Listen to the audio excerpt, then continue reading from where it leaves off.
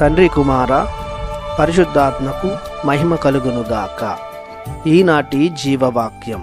ప్రభువే నాకు కాపరి, ఇక ఏ కొదవయూ లేదు. కీర్తన 23 వచనము 1. ప్రియ సహోదరి సహోదరులారా, దేవునిచే మిక్కిలిగా ప్రేమించబడుతున్న దేవుని బిడ్డలారా, ప్రభువు తన కృపాతిశయములతో మిమ్ము దీవించునుగాక. ఈనాటి జీవవాక్యం తెలుపుతున్న నగ్న సత్యం ఏమిటంటే, ప్రభువు మనకు కాపరిగా ఉంటే మనకు ఏమీ కొదవ ఉండదు అని. ఎందుకంటే ఆయన ఐశ్వర్యవంతుడు, నమ్మదగినవాడు, మంచితనంలో గొప్పవాడు, ఇచ్చుటలో ప్రాణాలను సైతం లెక్క చేయనివాడు, దయతో కృపతో వర్తించువాడు, ప్రేమామయుడు, కరుణాపూరితుడు, న్యాయముగా ప్రవర్తించువాడు, ద్రోహం చేయక దరిచేర్చువాడు. ఆయనకున్న మంచి గుణాల వలన ఆయన తన మందను భద్రముగా కాచును. పచ్చిక పట్టులలో నడిపించి విశ్రమింపచేయును. గాఢాంధకార లోయలలో నడిచినప్పుడు తన హస్తమునిచ్చి సేదతీర్చును. మంచి భోజనముతో ఆకలి తీర్చును. దాహం కొన్న వారికి దాహం తీర్చును. చీకటిలో నడుచు వారికి వెలుగును దయచేయును. అలసి సొలసిన వారికి విశ్రాంతి నొసగును. మన భారాలను తేలిక చేయును. వ్యాధుల నుండి, రోదనల నుండి విముక్తిని ఇచ్చును.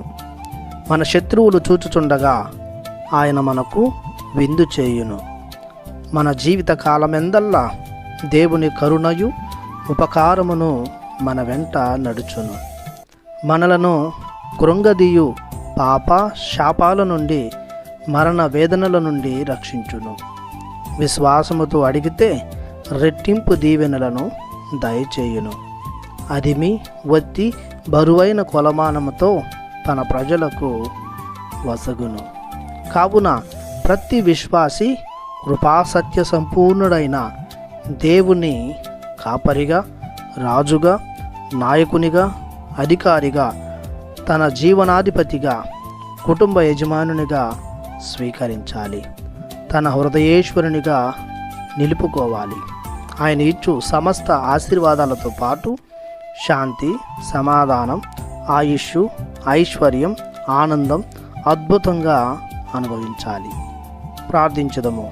మా మంచి కాపరి అయిన దేవా, మీ ఘనమైన నామానికి స్తుతులు స్తోత్రములు చెల్లిస్తున్నాము. మా దైనందిన జీవితంలో అవసరమైన సౌకర్యాలను కల్పిస్తూ, వ్యాధి బాధలలో ఉపశమనం కల్పిస్తూ, పాపశాపాల నుండి, కీడు నుండి విడిపించి ఏ కొదవయూ లేకుండా దీవించమని ప్రభు యేసు నామములో ప్రార్థిస్తున్నాము తండ్రి. ఆమెన్. దేవుడు మిమ్ము దీవించునుగాక. ఆమెన్.